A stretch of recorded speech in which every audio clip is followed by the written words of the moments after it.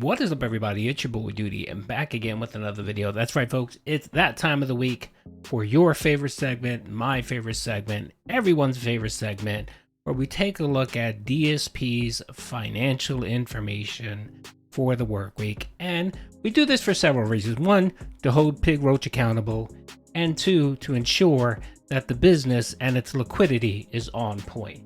And folks, spoiler alert, folks, the business is on shaky ground.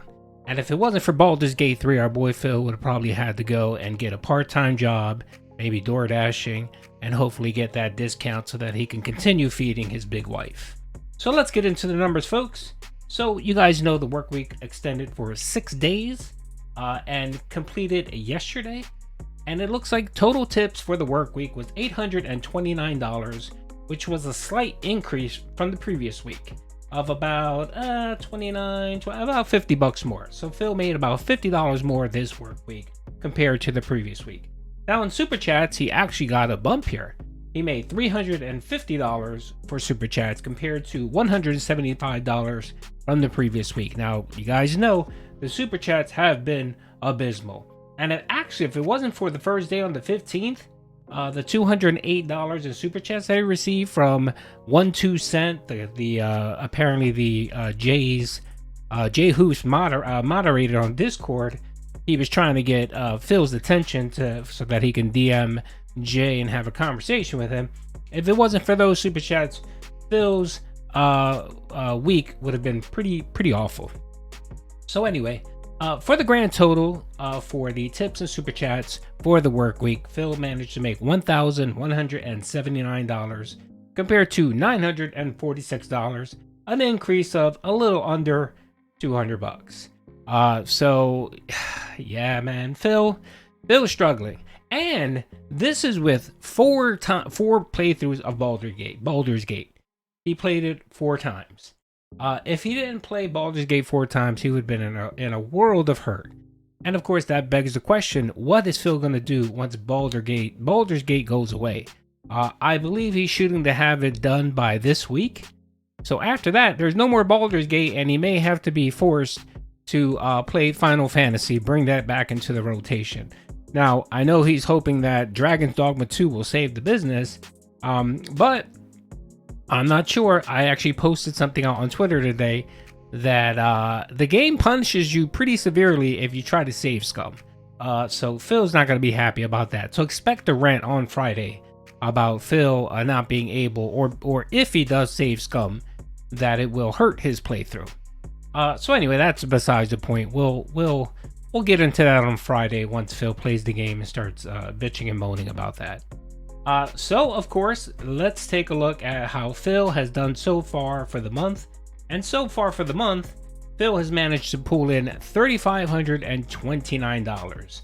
So this is the last week of the month, and yeah, Phil's on track to make less than he did in February and January. So he had another decrease in revenue for our boy Phil.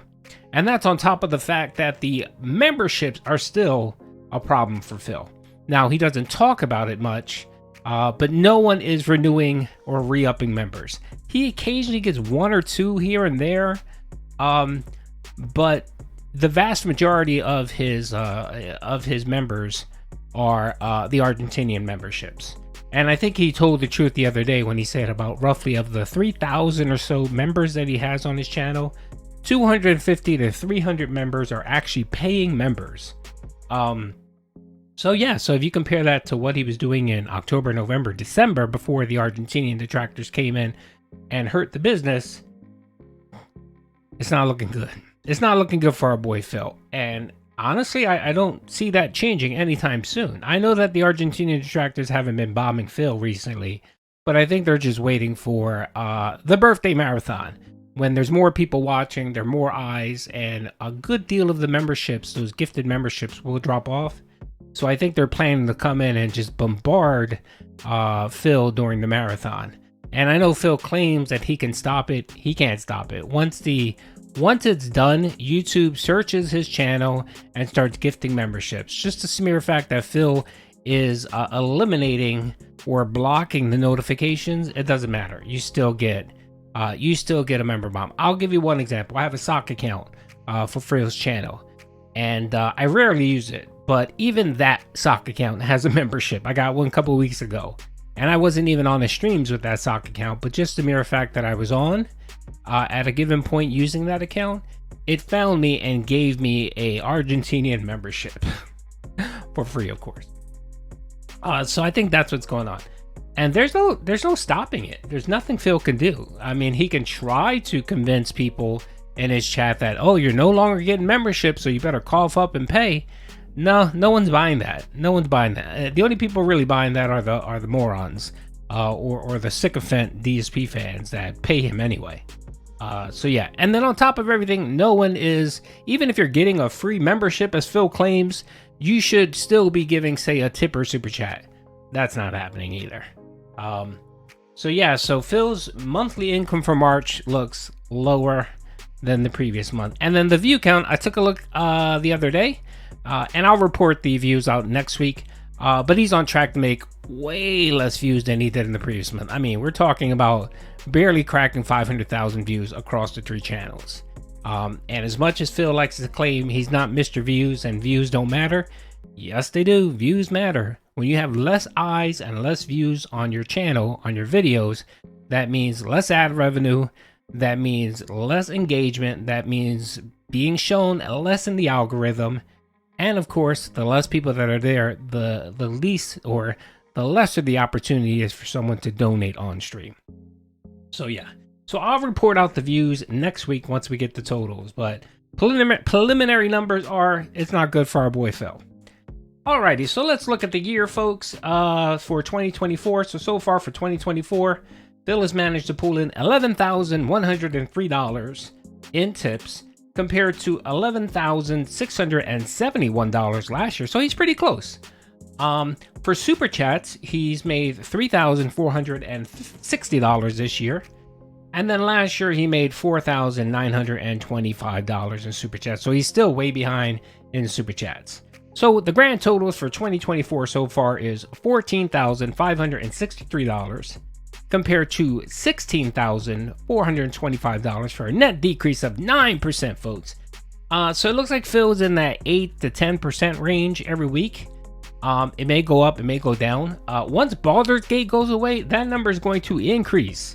Because I don't really see what's out there for Phil to play to actually garner that support. Again, he played it 4 times this work week, and if it wasn't for those 4 times, he would have been in a world of hurt. So, expect those percentages to actually go up. Alrighty, and don't forget, folks, these are just tips and super chats. These are raw numbers. I'm not taking into account YouTube's cut and then PayPal's cut. But that is the cost of running a business. And those are just fees and interest that you have to pay.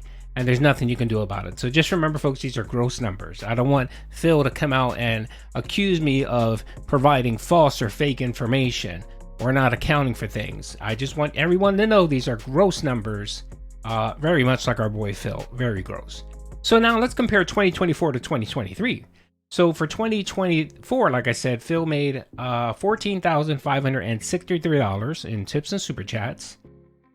And if you compare that to what he made in 2022, where he made $23,156 for a net decrease of negative 38%. Wow.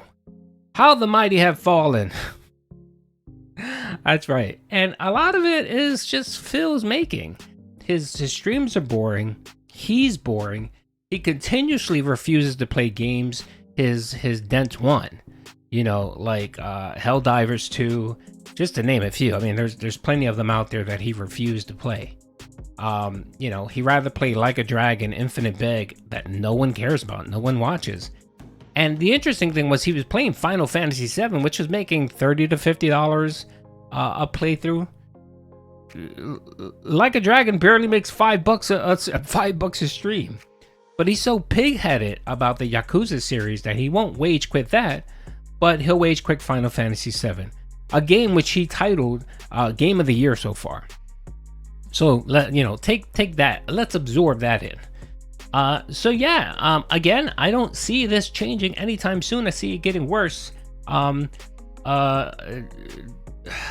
Dragon's Dogma 2. I'm not sure how that's going to play out for Phil. I'm reading some information in there that's going to upset our boy Phil. And if the initial support for this playthrough isn't there, he's just going to go back. What he'll probably do is drag out Baldur's Gate 3. Because he already said that he's going to play it once, Dragon's Dogma, he's going to play it once, and then put it on the shelf until Yakuza and Baldur's Gate is finished.